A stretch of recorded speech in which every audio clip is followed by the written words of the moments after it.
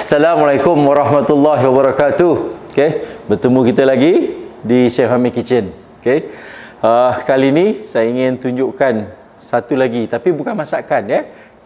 Kali ini adalah bahan asas yang sering kali kita gunakan dalam masakan kita. Jadi apa yang saya nak tunjuk ataupun yang saya nak kongsikan hari ini ialah bagaimana nak menghasilkan bawang goreng ya. Mesti ramai yang kata tu kan, bawang goreng pun nak tunjuk ke?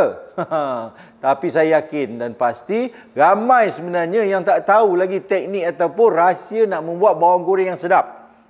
Sedap, rangup dan tahan lama. Sekurang-kurangnya 6 bulan dan dia tak bau. Dia kekalkan kerangupan dia. Jadi, mari kita tengok apakah rahsia yang akan saya kongsi. Baiklah, rahsia besar sebenarnya nak buat bawang goreng ni adalah, of course lah, bawang kan. Dan bawang ni bukan sebarang bawang, tuan-tuan dan puan-puan.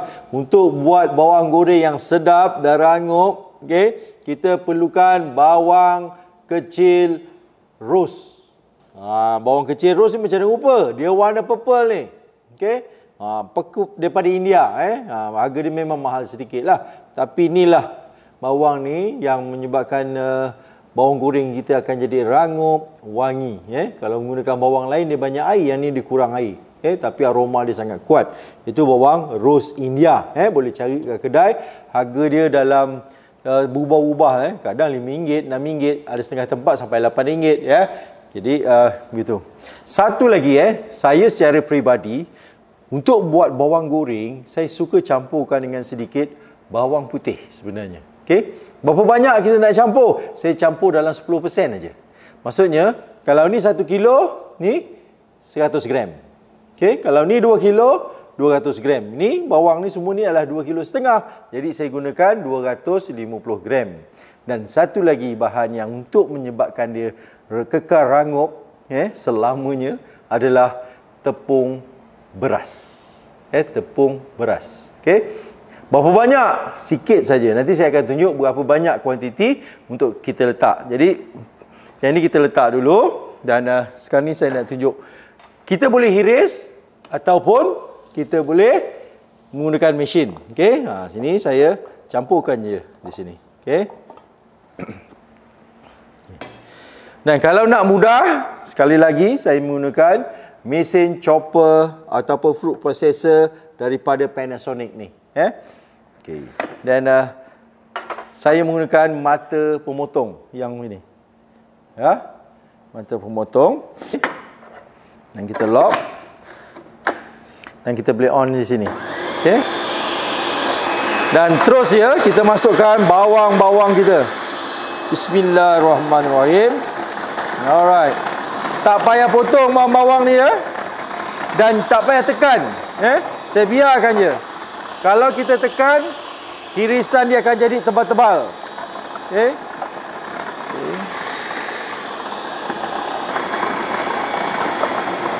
Okey, kita letak ni untuk menahan dia daripada melompat keluar. Dah habis, kita boleh tutup. Dan kita tengok hasil bagaimana rupa dia.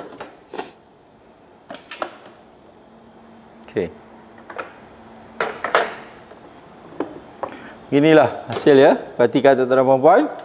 Kita keluarkan campuran bawang kita tadi. Okey, kita keluarkan. Jadi beginilah hasil bawang hiris kan. Tak sampai berapa saat dah siap 2,5 kilo bawang Ini kalau kita hiris kan 3 kali berhenti menangis. Okey, dan seterusnya baru kita taburkan dengan tepung beras. Kita taburkan sedikit begini. Kalau satu dulang yang kecil ni, saya biasanya letak 1 sudu pun dah boleh. Macam tu.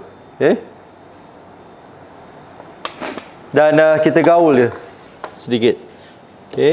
Gaul dia agar tujuan kita letak tepung beras tu, dia akan meresap semua air-air yang keluar. Bawang ni memang banyak air kan. Dan selepas kita gaulkan, kita biarkan selama 10 minit. Ya, ingat tuan-tuan perempuan jangan banyak sangat tepung. Nanti penuh dengan tepung dah jadi macam yang jual tu. Yang jual tu banyak sangat tepung ya. Jadi kita nak tepung tu sedikit je, ala-ala begitu.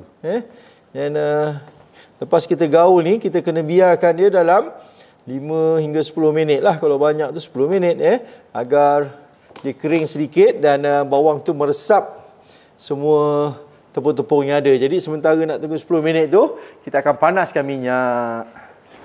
Okey, baiklah bila dia dah panas sedikit, jangan sampai terlalu panas Okey, dan kita boleh terus masukkan bawang kita.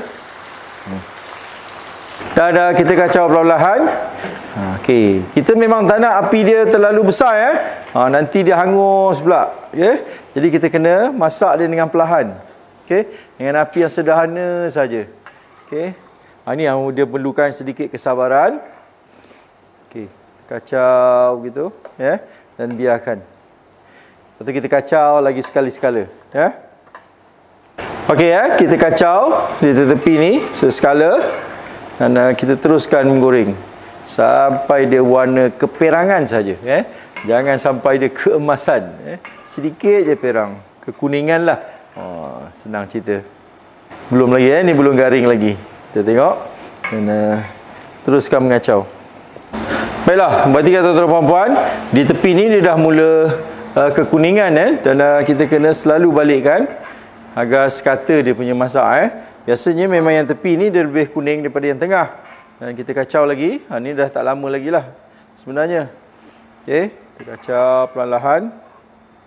Okey, perhatikan dia dah mula sekata dia punya kekuningan tu. Dan inilah waktu-waktu kritikal sebenarnya. Okey, jadi kita tak boleh tinggal. Kita kena perhatikan dekat-dekat. Okey. Alright. Ni sikit lagi. Okey. Bila dah kuning macam ni, maksudnya dia dah beberapa lagi saat kita dah boleh angkat. Okey. Untuk angkat dia dengan mudah, kita perlukan dua sebenarnya. Okey, satu yang kasar dan satu yang halus. Okey, apa yang saya selalu buat, kita akan masukkan yang halus ni dan naikkan ke yang kasar ni. Okey. Okey. Jangan nak tunggu dia perang lagi nanti bila kita dah angkat ni dia akan kuning nanti. Dia akan mula daripada kuning, dia akan berubah menjadi perang dan keemasan. Okey. Perhatikan. Dan kita toskan sebentar Okay. Dan minyak yang tinggal ni kita boleh terus gorengkan seterusnya. Dan sebenarnya minyak ni sangat-sangat berharga. Inilah dipanggil minyak bawang minyak bekas goreng bawang. Dan kita boleh gunakan minyak ni untuk menumis, untuk memasak dan sebagainya. Sangat-sangat harum sebenarnya. Okay, sebab tu saya kata ni sangat bernilai. Susah nak dapat minyak macam ni, kita kena goreng bawang dulu, baru dapat minyak begini. Baiklah, kita kena sediakan dulang yang kita boleh letak dengan tisu Ini tisu kitchen yang menyerap minyak. Dan kita boleh terus turunkan. Ini. Perhatikan tuan-tuan puan halus, tulus, mulus. Okey. Inilah bawang goreng. Kalau tuan-tuan berada di tempat saya, dapat bau dia.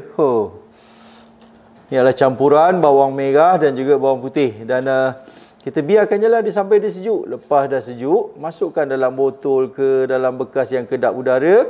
Dan dia boleh tahan sehingga 6 bulan. InsyaAllah. Okey, dan kita pakailah. Ini dia panggil bawang goreng keemasan. Okay. Jadi beginilah hasilnya tuan-tuan dan puan-puan bawang goreng kita. Kan, dengar tu.